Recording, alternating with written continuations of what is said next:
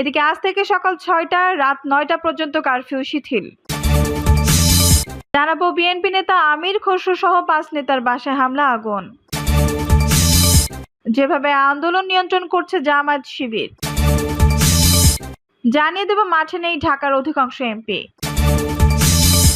এবং সর্বশেষ জানাবো ফরিদপুরে শিক্ষার্থীদের উপর পুলিশের রাবার বুলেট নিক্ষেপ, আহত ১৫। দর্শক শুনছিলেন সংবাদ শিরোনাম, এখন বিস্তারিত। আজ থেকে সকাল ৬টা রাত ৯টা পর্যন্ত কারফিউ শিথিল। আজ থেকে কারফিউ শিথিলের সময় আরো বাড়লো। কাল থেকে পরবর্তী ঘোষণা না দেওয়া পর্যন্ত ঢাকা, গাজীপুর, নরসিংদী, নারায়ণগঞ্জ জেলায় সকাল ৬টা থেকে রাত ৯টা পর্যন্ত ১৫ ঘন্টা কারফিউ শিথিল থাকবে বলে জানিয়েছেন স্বরাষ্ট্রমন্ত্রী আসাদুজ্জামান খান। অন্য জেলায় জেলা প্রশাসকরা কারফিউ শিথিল বা বলবৎ করার বিষয়ে সিদ্ধান্ত নেবেন বলেও জানিয়েছেন স্বরাষ্ট্রমন্ত্রী। প্রধানমন্ত্রী শেখ হাসিনা সহ সরকার পতনের দাবিতে আজ থেকে সর্বাত্মক অসহযোগ আন্দোলনের ডাক দিয়েছে বৈষম্য বিরোধী ছাত্র আন্দোলন।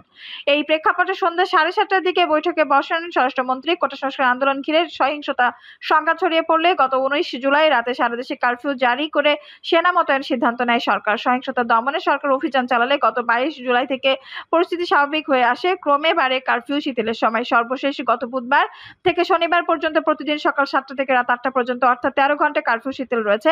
এর ৪ দিন কারফিউ বলবতের সময় রাতে ৮টা থেকে সকাল ৭টা পর্যন্ত।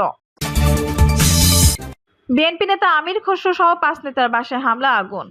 চট্টগ্রামে আওয়ামী লীগের মন্ত্রী, এমপি ও সিটি মেয়রের বাসায় হামলার পর বিএনপি নেতাদের বাসায় পাল্টা হামলা চালিয়েছে ছাত্রলীগ, যুবলীগ এবং স্বেচ্ছাসেবক লীগের নেতাকর্মীরা। শনিবার রাতেই সব হামলা চালানো হয়। বিএনপি সাবেক সহদপ্তর সম্পাদক ইদ্রিস আলী জানান, হামলাকারীরা বিএনপি স্থায়ী কমিটির সদস্য সাবেক মন্ত্রী আমির খসরু মাহবুব চৌধুরী মেহেদীবাগের বাসায় হামলা চালিয়ে গাড়িতে আগুন ধরিয়ে দেয়। সাবেক প্রতিমন্ত্রী মীর নাসির উদ্দিন ও তার ছেলে মীর হেলালের চট্টেশ্বরী রোডের বাসায় নিচে থাকা গাড়ি ভাঙচুর করে। নগর বিএনপির সভাপতি এরশাদ উল্লাহ সহ ৫ লাইশের বাসায় গাড়ি ভাঙচুর করে। সাবেক প্রতিমন্ত্রী মীর নাসির উদ্দিন ও তার ছেলে মীর হেলালের চট্টেশ্বরী রোডের বাসার নিচে থাকা গাড়ি ভাঙচুর করে। নগর বিএনপির সভাপতি এরশাদ উল্লাহ ৫ লাইশের বাসায় গাড়ি ভাঙচুর করে। এছাড়া নগর বিএনপির সাবেক সভাপতি ডাক্তার শাহাদাত হোসেনের বাদশা মিয়া চৌধুরী রোডের বাসায় ভাঙচুর করার পাশাপাশি প্যাকিং এ থাকা বিভিন্ন ফ্ল্যাট মালিকের অন্তত ২০টি গাড়ি ভাঙচুর করে আগুন লাগিয়ে দেয়। ডক্টর শাহাদাত হোসেন বলেন, আমি যে ভবনে থাকি সেখানে আমার একটি ফ্ল্যাট রয়েছে, বাকি ২০টি ফ্ল্যাটের মালিক সাধারণ মানুষ। ভবনের পার্কিং এ থাকা সব গাড়ি ভাঙচুর করেছে ছাত্রলীগ, যুবলীগ ও স্বেচ্ছাসেবক লীগের সন্ত্রাসীরা। বাসায় আমি ছিলাম না, আমার মা ও বোন ছিল, তারা খুব উদ্বিগ্ন। সন্ত্রাসীরা আমার ৩ তলার ফ্ল্যাটেও হামলা চালিয়ে কাচ ভাঙচুর করেছে। যেভাবে আন্দোলন নিয়ন্ত্রণ করছে জামায়াত শিবির। কোটা সংস্কার আন্দোলনের দ্বিতীয় ধাপের আন্দোলন নিয়ন্ত্রিত করছে জামায়াত শিবির। বাংলা ইনসাইডারের অনুসন্ধানে নিশ্চিত হওয়া গেছে যে আন্দোলনের পুরো নীল নকশা এবং পরিকল্পনা জামায়াত কর্তৃক প্রণীত এবং এটি জামায়াতের প্ল্যান বি। সংশ্লিষ্ট সূত্রগুলো বলছে যে জামায়াত অন্তত ৫টি বিকল্প পরিকল্পনা নিয়ে এগোচ্ছে, যে পরিকল্পনাগুলোর একটির পর একটি তারা বাস্তবায়িত করবে। প্ল্যানে ব্যর্থ হয়েছে। প্ল্যান এ তে ছিল বিভিন্ন গুরুত্বপূর্ণ স্থাপনাগুলোতে আক্রমণ করা, বিটিভি দখল করে দেওয়া এবং গণভবন আক্রমণ করে দখল করা, বিটিভি থেকে সরকার পতনের ঘোষণা প্রচার করা।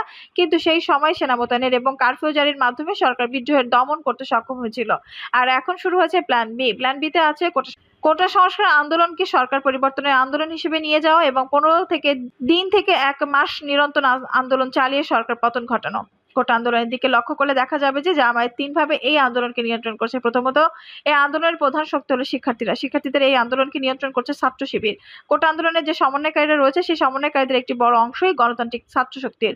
গণতান্ত্রিক ছাত্র শক্তি হলো জামায়াত উদ্ভূত একটি ছাত্র সংগঠন, যারা ডাকসুর সাবেক ভিপি নূরের দল থেকে বেরিয়ে নতুনভাবে গঠন করেছে। এই সংগঠনের অর্থায়ন থেকে শুরু করে সবকিছু করছে জামায়াত। যারা সমন্বয়ক রয়েছেন, সেই সমন্বয়কদের সিংহভাগই হলো জামায়াত শিবিরের সমর্থক। প্রত্যক্ষ বা পরোক্ষভাবে তারা শিবিরের সঙ্গে সম্পর্কিত। আর এই আন্দোলন পরিচালনার জন্য সমন্বয়কদের অর্থের যোগান দিচ্ছে জামায়াত এবং শিবির। কাজে কোনোভাবে সমন্বয়করা নমনীয় কর্মসূচির পক্ষে অবস্থান গ্রহণ করতে পারছে না।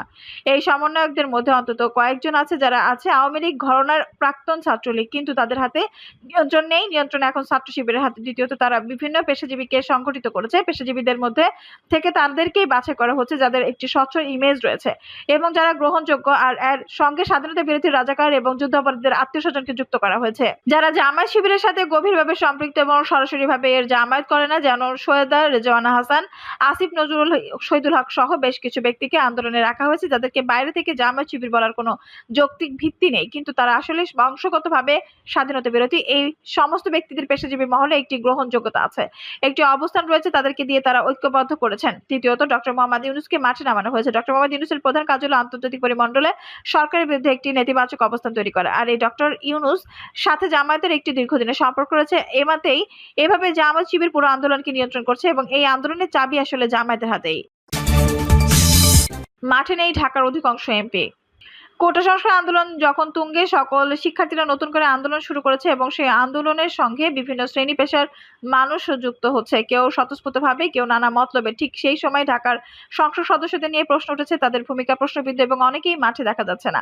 কোটা সংস্কার আন্দোলনের সময় ঢাকার এমপিদের মধ্যে হাতে গোনা কয়েকজনকে মাঠে দেখা গেছে। এদের মধ্যে যাত্রাবাড়ি এলাকার স্বতন্ত্র এমপি ডক্টর আওলাদ হোসেন মাঠে ছিলেন, কিন্তু নারী কোটা নির্বাচিত সানজিদা খানমকে কোথাও দেখা যায়নি। তার ভূমিকা নিয়ে প্রশ্ন উঠেছে। পুরান ঢাকার সাইদ খোকন নামেই ছিলেন, কিন্তু পুরান ঢাকার অন্যান্য এমপিদেরকে নিরাপত্তা দৃষ্টি কটু পর্যায়ে চলে গেছে। ধানমন্ডির এমপি চিত্রনায়ক ফেরদৌসকে মাঠে দেখা যায়নি এবং এই আন্দোলন যখন তীব্র আকার ধারণ করে, বিশেষ করে সায়েন্স ল্যাব থেকে ধানমন্ডি এলাকায় যখন সন্ত্রাস সহিংসতা দানা বেঁধে ওঠে, তখন তাকে কোথাও দেখা যায়নি।